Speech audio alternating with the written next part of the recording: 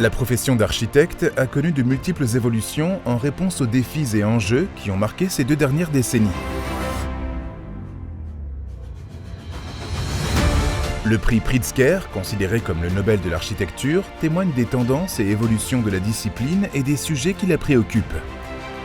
La première décennie au XXIe siècle a été notamment marquée par l'ère des projets hors normes aux formes incroyables, imaginés par les starchitectes et les grandes agences internationales que l'on s'arrache telles des marques. Mais en parallèle, alors que l'environnement devient un sujet de préoccupation majeur au niveau mondial et que les premières réglementations contraignantes apparaissent, les architectes s'emparent du sujet. Une nouvelle génération émerge, proposant une approche revenant aux fondamentaux d'une architecture durable, voire frugale. Construction bioclimatique, bâtiments économes en énergie, matériaux locaux et biosourcés côtoient les exigences d'usage, de bien-être et de qualité de vie. Ainsi, en 2021, l'architecture modeste et humaniste des Français Lacaton et Vassal est plébiscitée pour son rôle social et écologique. C'est un message très fort. On voit à quel point ces prix montrent aussi l'évolution en 20 ans sur la préoccupation de ce déjà-là. C'est-à-dire, on le dit nous, un peu avec ces mots, de travailler sur l'ordinaire. Je suis Cyril Trétou, architecte urbaniste. Je suis un des 6 associés de l'agence ANMA, dont le fondateur est Nicolas Michelin. On a la chance de pouvoir travailler autant la dimension urbaine que la dimension architecturale. Donc c'est un vrai bonheur de pouvoir travailler avec ces 2 échelles, celle du territoire et celle, par exemple, de l'habité. L'architecture ne se limite plus à la simple construction d'un bâtiment, elle s'étend encore plus aux questions de contexte du projet. Et la figure de l'architecte évolue, comme ses méthodes et techniques de travail. Cette position de l'architecte, en 20 ans, elle a totalement évolué. En 2000, la question d'aménager le territoire était essentielle. C'est le début des grandes ZAC. Aujourd'hui, on parle plutôt de ménager le territoire.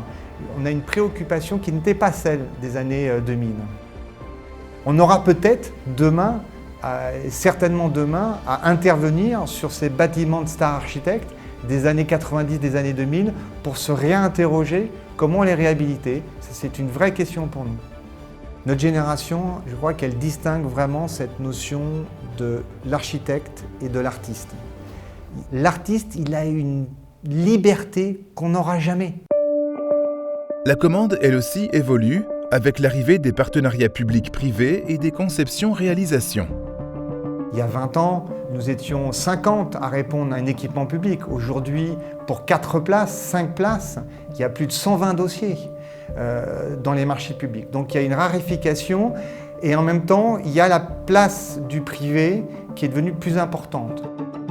On a vraiment une évolution sur aussi la dimension des opérations. On est aujourd'hui dans des opérations beaucoup plus humbles, beaucoup plus petites. Les grandes ZAC, les grandes opérations d'aménagement, c'est pratiquement fini. Il faut faire la ville sur la ville, il faut venir dans le diffus. La place et l'image de l'architecte dans les projets changent, tandis que ses compétences doivent s'affirmer dans de nouveaux champs.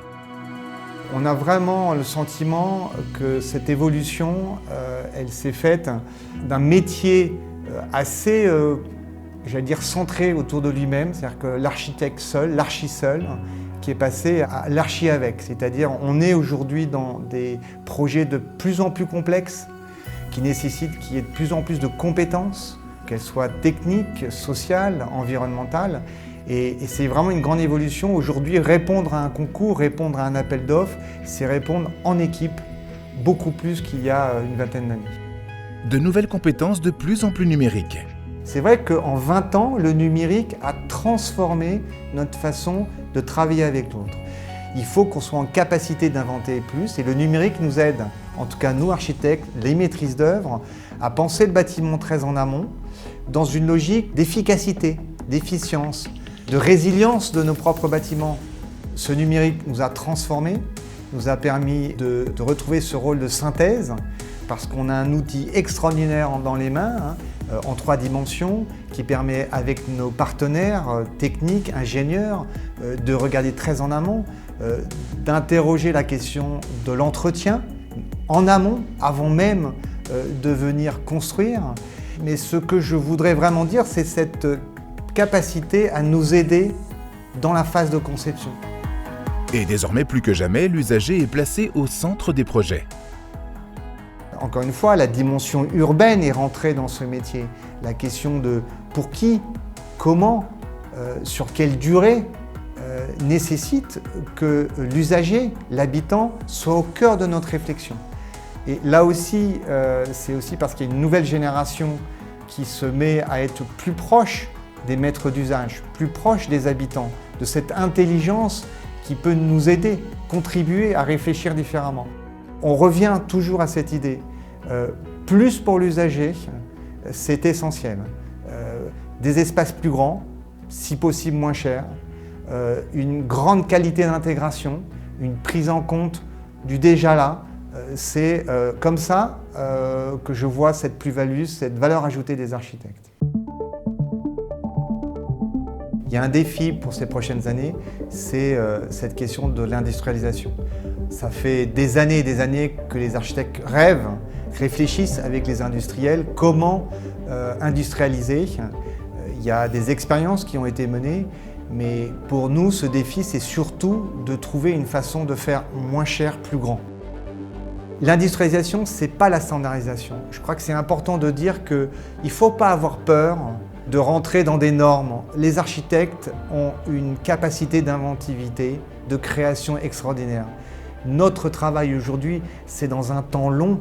On doit réfléchir, quand on trace quelque chose, que ce n'est pas pour un coût, c'est pour une logique durable. Je crois que c'est important de dire que ce numérique, cette industrialisation, le monde économique, la complexité des projets, il faut continuer à la voir à travers cette main qui est celle de l'architecte.